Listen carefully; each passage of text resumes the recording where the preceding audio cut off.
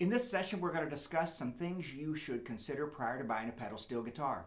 Remember to give this video a like, leave me a comment, and hit that subscribe button. Here are some terms you should familiarize yourself with. Single neck, also referred to as an S model. Single neck on a double frame, referred to as an SD model, or a double neck, referred to as a D model. Let's talk about the term copedent. Copedent stands for chord pedal arrangement. This was a term coined by Tom Bradshaw in 1969 to basically use as a language for pedal steel guitar players to let someone know what's my chord tuning. For instance, on this single neck it's an E9 and I've got 3 pedals and 5 knee levers, and exactly what each pedal and knee levers would do. A lot of steel guitar manufacturers, before they'll build you a guitar, will ask you what your copedent needs to be, and they'll make up a chart for it. I'll put one on a screen for you so you can see it.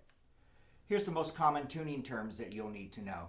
For 10-string guitars, the most common tuning is the E9. It's associated with modern country and pop. And the C6 tuning, which is associated with western swing, blues, and jazz. Most single neck models that you see will be an E9 tuning, and if you see a double neck model, that's generally an E9 and a C6. The two 12-string tunings you'll usually run across are a B flat 6 or an extended E9.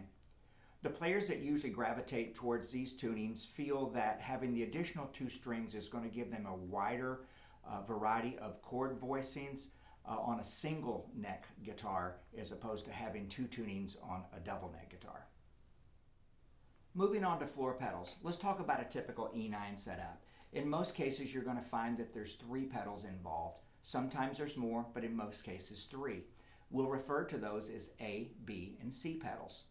Now there's 2 types of pedal setups that we talk about or refer to. One is called an Emmons setup, where it is A, B, C in that order, and the other is referred to as a day style setup in which it's reversed. It's C, B, A.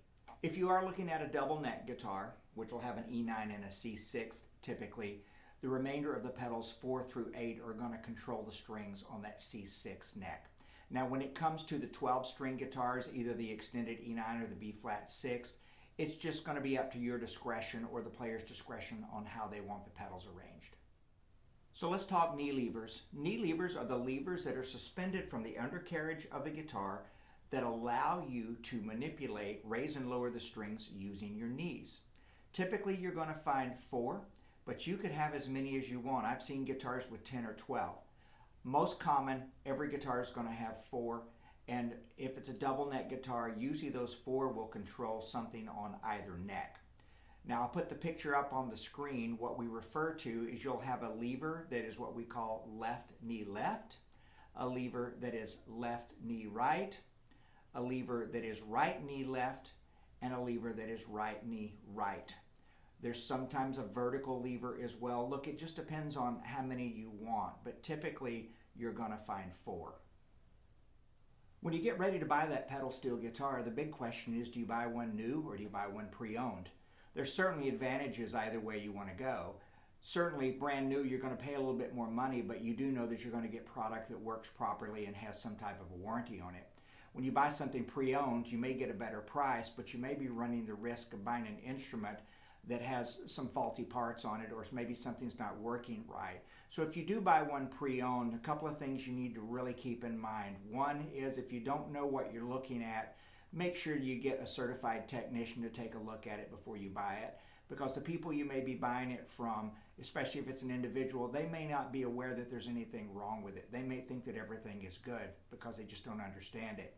But you can also buy really good pre-owned pedal steels from reputable dealers that sell pre-owned product, and I would highly recommend that.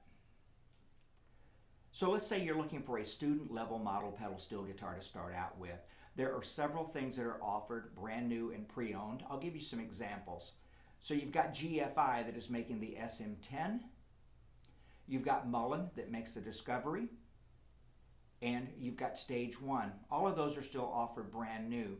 Some things that are pre-owned that you'll find that have been discontinued would be the Carter Starter, the MSA Red Baron or Sidekick, or the Showbud Maverick. When you're ready for that professional level pedal steel guitar, here's what I'm going to recommend. For pre-owned, any Showbud, Emmons, Carter, or Rains. For brand new, you're most likely going to have to go factory direct because most do not sell through a dealer network anymore. Here are some of those manufacturers: Emmons, Rittenberry, GFI, MSA, Mullen, ShowPro, and Jackson.